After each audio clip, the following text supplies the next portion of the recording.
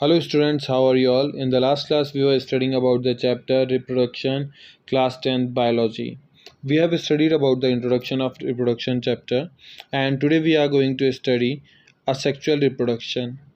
We know all living organisms reproduce sexually or asexually. When two parents are involved, it is known as sexual reproduction, and when only a single parent is involved, it is known as asexual reproduction.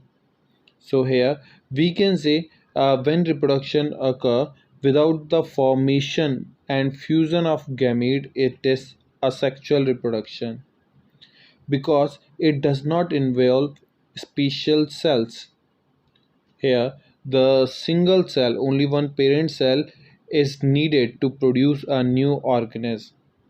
Asexual reproduction is uniparental. Only a single parent is involved in reproduction. It does not involve fusion of gametes. All the cells divisions are mitotic. Okay, so here it is a rapid mode of you can say multiplication, and daughter cells, these are genetically identical to the parents and they are known as clones also. So it is found basically in unicellular organism and some lower multicellular organism also, like sponges, hydra, etc. Okay, so here difference in the reproduction in unicellular and multicellular organism is, in unicellular organism reproduction occur by division of entire cell. The mode of reproduction in unicellular can be, you can say, binary fission, budding, etc. And in multicellular organism, specialized reproductive organs are present. Therefore, they can reproduce by complex reproductive methods such as vegetative propagation, spore formation, fragmentation, etc. And in more complex multicellular organisms such as human being, plants, the mode of reproduction is sexual reproduction. And today we are going to study only about asexual reproduction. So the type of asexual reproduction we are going to study today is fission, next is fragmentation, budding, regeneration, vegetative propagation will study, and spore formation. So first of all, let's come towards fission. Fission, what is fission? Fission is breaking into parts. Okay, it occurs in single-celled organisms belonging to kingdom Protista and Monera. It is further divided into two types. One is binary fission, another is multiple fission. Now, what is binary fission? Binary fission is here a single cell divides into two halves. Binary means two and fission means breaking. So here a single cell divides into two halves. A few organisms that divide by binary fission are bacteria and amoeba. Here you can see in the diagram there is a amoeba parent cell which is undergoing the division. Here nucleus elongation take place, and after nucleus elongation the cytoplasm is also started to divide. Okay, so when cytoplasmic division take place, after that the two daughter cells are formed from a single parent. You can see in the figure. So it take place in, you can say, leishmania, that is a parasitic flagellated protozoan which causes kala azar. You can say black fever बोलते हैं इसे. Leishmania has whip-like flagella at one and of the cell. Cell division occur in relation to these flagella.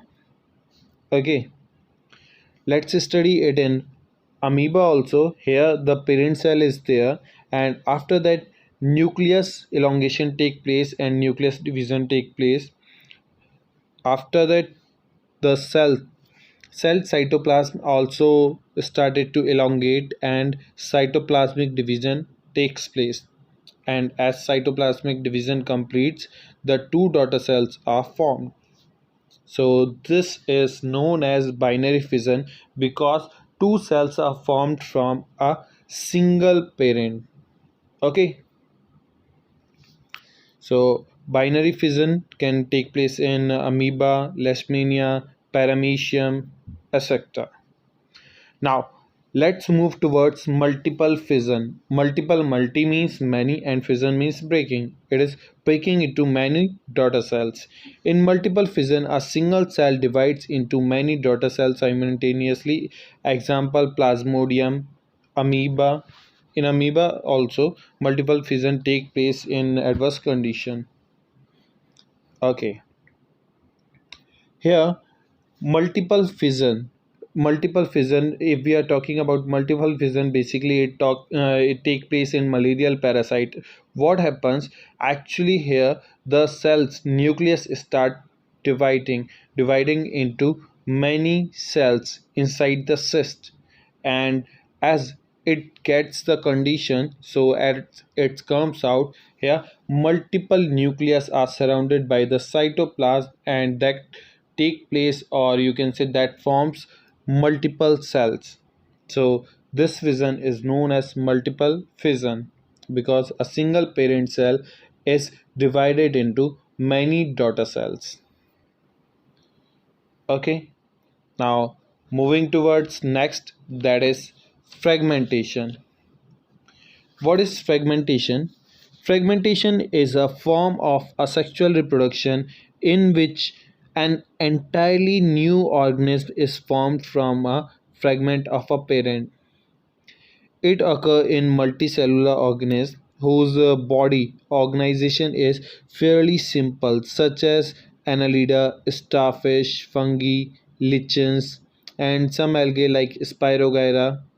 Okay, so the filaments of Spirogyra upon maturation break into small fragments which grow into new individual.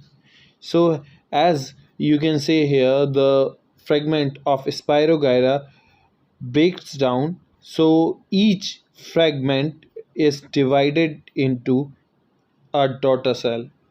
So here you can say a daughter cell, or you can say new fragment from which a new individual is formed.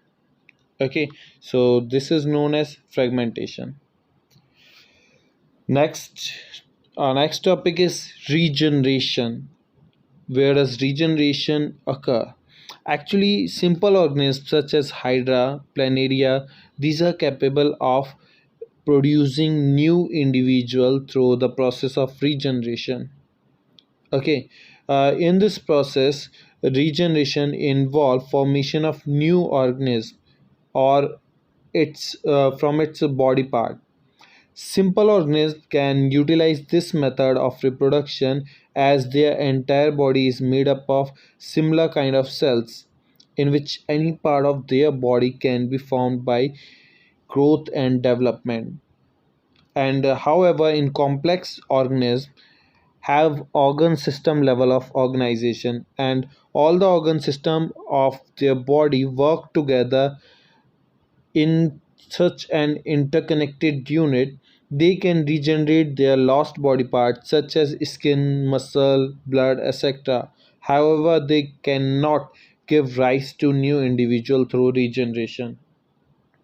Actually, what happens if you can say any arm of hydra cuts, so from that arm piece a whole new individual is, you can say, regenerated, and a whole new individual is grown.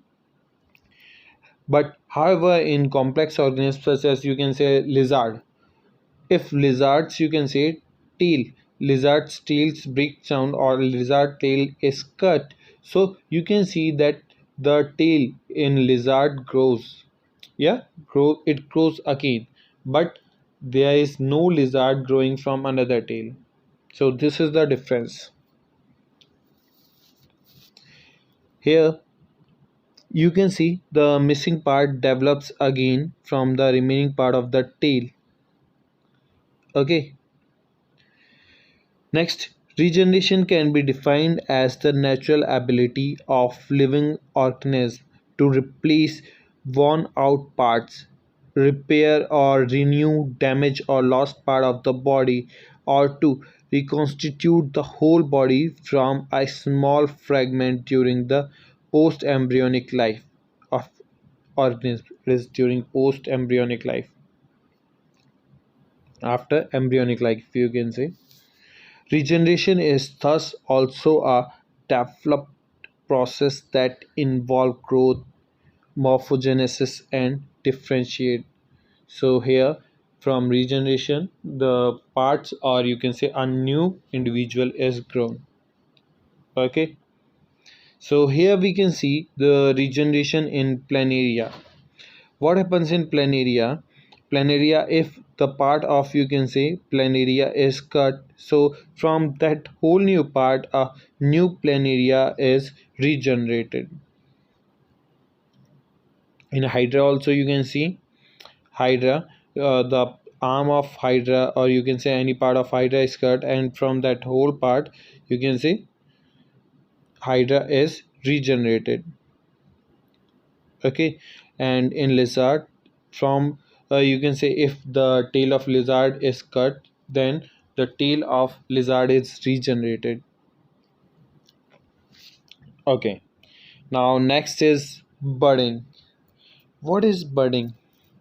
Here it is seen in certain fungi and multicellular animals. In the budding, the parent cell, or you can say body, gives out a lateral growth called the bud. The nucleus divide and one of the daughter nuclei passes into daughter cell. Same as you can say binary fission, it is somewhat like that only, but here bud is there. The bud grows in size while being attached to the parent body. So here, and that nucleus, you can say, is transferred into that bud after the nuclear division. It then gets separated from plant by formation of a ball. It then falls off and germinates into a new individual. This process is budding. Thus, budding results in formation of daughter cells of unequal size that later grow to adult size. For example, yeast. So here you can see yeast. In the diagram you can see there is a prominent structure on the yeast that grows like bud. Their nucleus division take place. Nucleus goes into the bud and a wall, as you can say, formed. So it may get attached also, and it may detach also from the parent body. Okay, let's take an example of hydra. In case of hydra, the daughter hydra even develop mouth and tentacles developed around the mouth before being detached from the parent body. Okay, so here you can see the hydra bud is fully developed, and after that it detached. There is a difference between regeneration and fragmentation. Both regeneration and fragmentation are type of asexual reproduction. They both stand for same meaning, that is growth of an organism from a part of the body. Regeneration is mainly associated with animals, whereas fragmentation is mainly associated with plants. So this is a basic difference. Regeneration is of two types. In first type, a part of body that gets broke off or cut is regenerated. For example, lizard. Okay, the tail of lizard grows. Okay, here it is to escape from predators, then regenerate. And here, in the second case, regeneration involves the capacity to give rise to an entire organism from a cut part. It is seen in small invertebrates such as planaria and hydra. And you can say fragmentation. Fragmentation is also a mode of asexual reproduction. It is, you can say, unintentional cutting of body of an organism, which each grows into different organisms. It is most commonly seen in some algae like Spirogyra. Okay. Next, move towards next, that is spore formation. Spore formation, what happens in spore formation? You can see spore formation in rhizobus, the bread fungus. Okay, yeah, bread mold, you can say. The thread like structure that develop on the bread in you can say, or you can say hypha of the bread molds. On the other hand, the tiny blob on a stick structure are developed into reproduction. The blobs are sporangia, which contain cells or spores that can develop into new rhizopus. Okay, the spores are covered by thick wall that protect them until they comes into contact with you can say the moist surface and can be gained to grow. So here, what fungus need to grow? It actually needs to grow the heat and moisture. So heat during summer times, you can say the food जो होता है वो ज़्यादा खराब हो जाता है. So it is all due to fungus, because fungus needs heat and moisture. So you might have seen on bread also, bread molds and all, or might on chapati, on stale food, etc., etc.